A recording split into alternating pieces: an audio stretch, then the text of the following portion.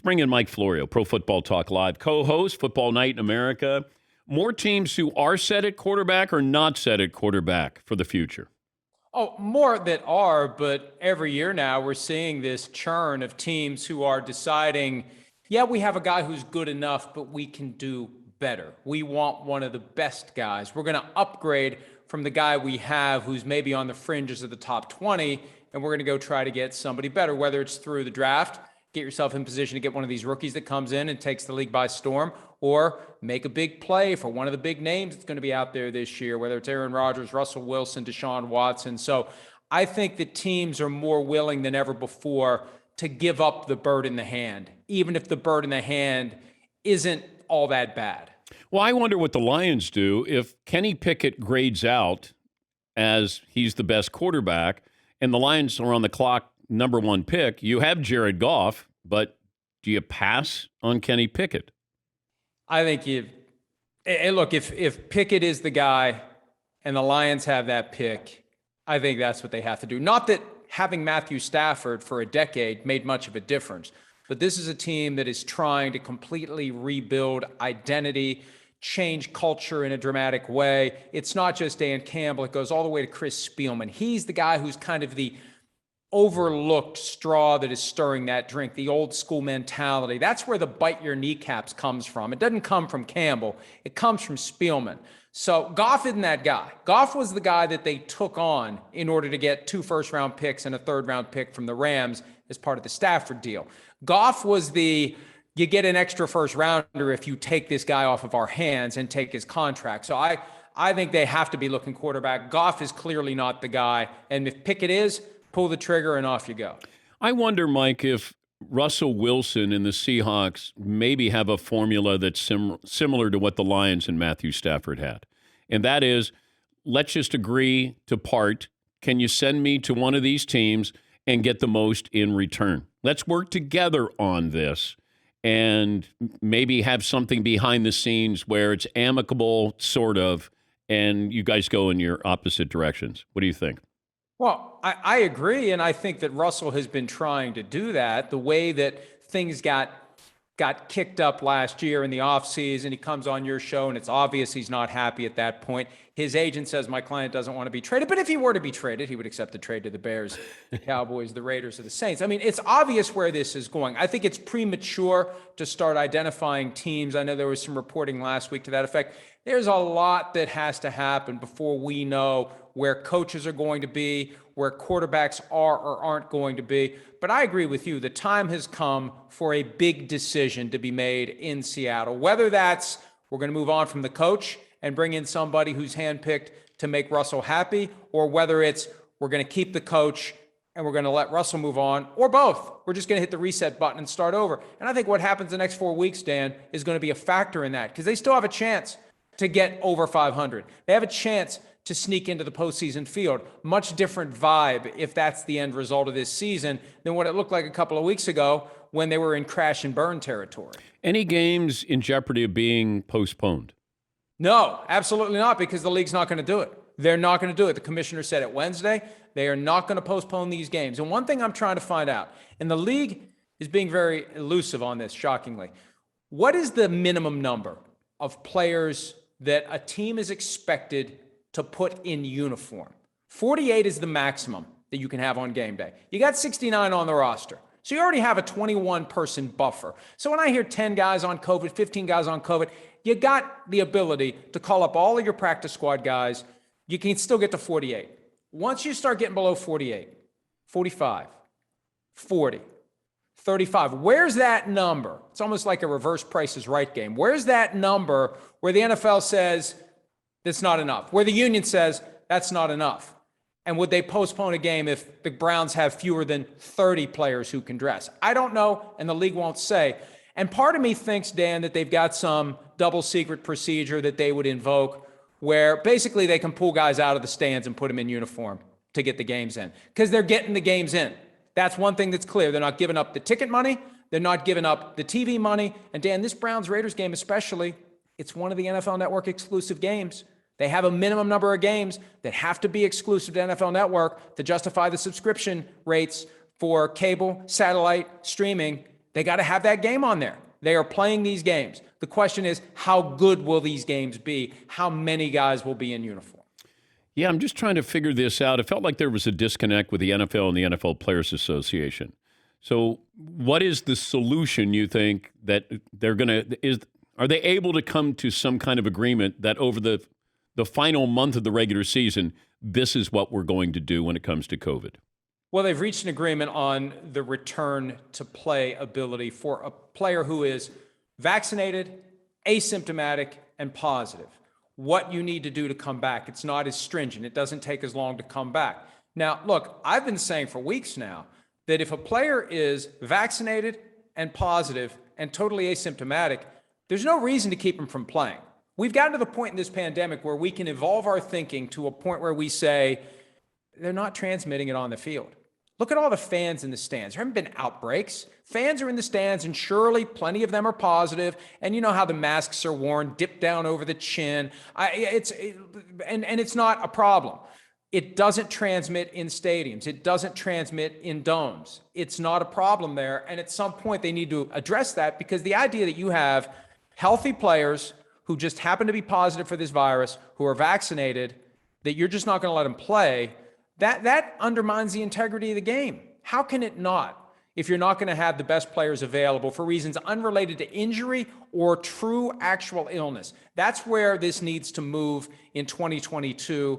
I doubt that it gets there this year, but that's where this has to go, because we know this thing isn't going anywhere.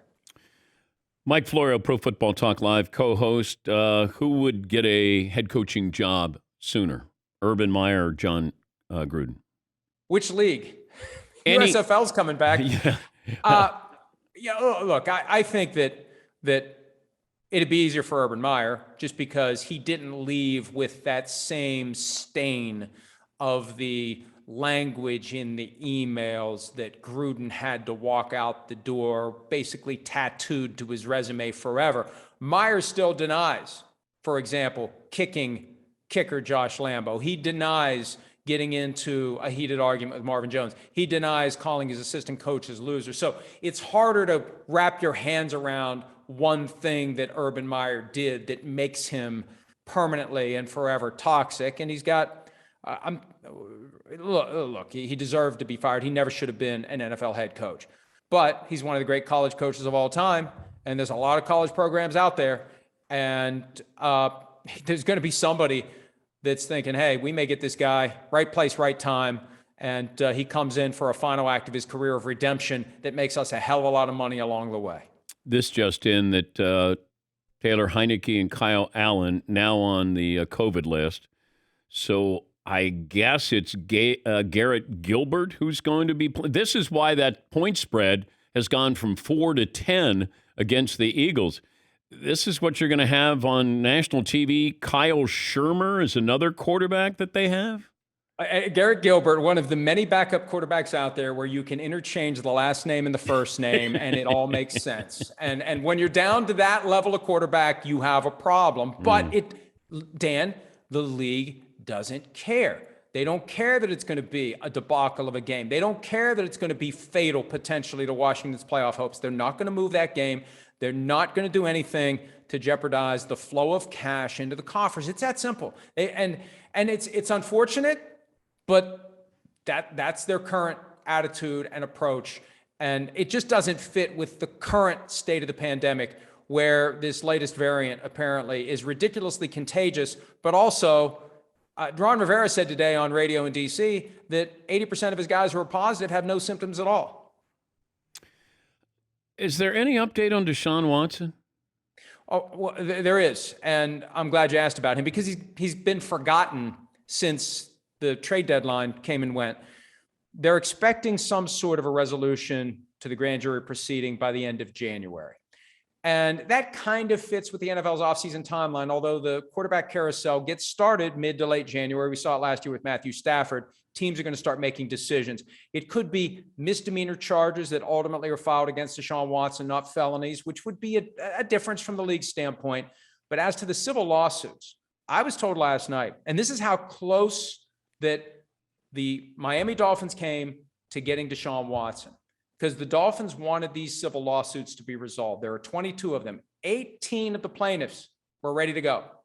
4 of them held out, and that's what derailed the settlements, and that's what derailed the trade to Miami. Miami wanted them all gone. They weren't content to have 18 gone and 4 left. They wanted them all gone. If those last 4 had come around, he'd be a Dolphin right now. But is Tua playing himself into that franchise quarterback role here? Well, Tua did what he needed to do. He was upset about the ongoing distraction and the talk and the chatter, and just it wouldn't go away. Well, once the trade deadline went away, then the talk ended, and Tua has strung one win after another together, and now they're going to have a tougher decision to make. You know, his durability is what concerns me over the long haul, but he's playing better. He did what he needed to do. You know what? If you don't like the fact that they're talking about Deshaun Watson, go out there and be Deshaun Watson. Be better than Deshaun Watson. That's the Tom Brady attitude. Get a chip on your shoulder and a stick up your ass and go out there and play better and make them unable to consider bringing in a better quarterback because you are the better quarterback. The mothership reported that it's unlikely, according to sources, Diana Rossini saying this, that your good buddy Aaron Rodgers won't be back with the Packers. I don't know what that means, that even if he wins the Super Bowl, that he's not coming back. Is this Rodgers' decision, Packers' decision, mutual decision, any decision at all, Mike? I mean, we entered the season as if it was his last year. Yeah. We've known this. It's going to take something big to reverse it. And like what? Well, I really do. Can you, if you are Aaron Rodgers and you are extremely sensitive about how you're perceived by the fan base, can you win a Super Bowl and say, see you later? Maybe you can. Maybe they're fine with it. Hey, thank you. You gave us one on the way out the door, via con Dios, and just don't go play for another team in our division or in our conference. I just think that, just like with Russell Wilson, the end result to this year is going to be a factor in whether or not it continues. Now, we know next year will be the last year because of his contract, because he becomes a free agent after 2022. But we went into this year assuming that this is it. And, you know, the whole vaccine thing, and I've been immunized, and but they're still really good. And they got a glimpse of Jordan Love. And I'd want to keep Aaron Rodgers. I'd want to find a way to make him happy and keep him around. I mean, for all the headaches that he brings, he's still one of the best quarterbacks in the NFL. Why would you want to move on from him? Why would you not want to do everything you could to convince him to stick around? Why would you want to leave that division if you're Aaron Rodgers? Right? I mean, well, Minnesota is stuck in neutral. The Bears aren't good. The Lions aren't good. And, you know, I think he ends up in Denver. You know, I think they've geared up for this, and maybe that's where, you know, he wants to go.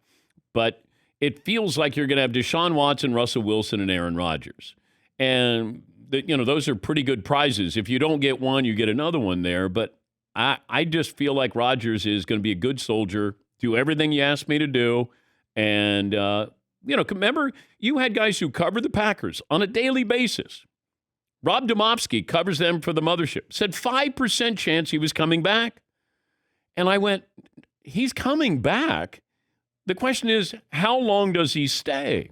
And I think we were in agreement, he's going to be there 1 year, no matter what happens this year.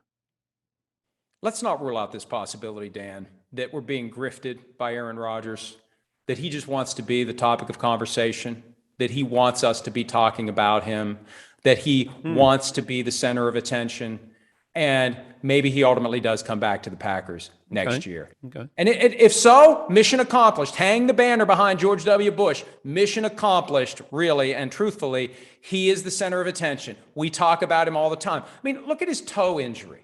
He's pissed off because people on the coaching staff supposedly are telling people about his toe. He's showing the damn thing on camera.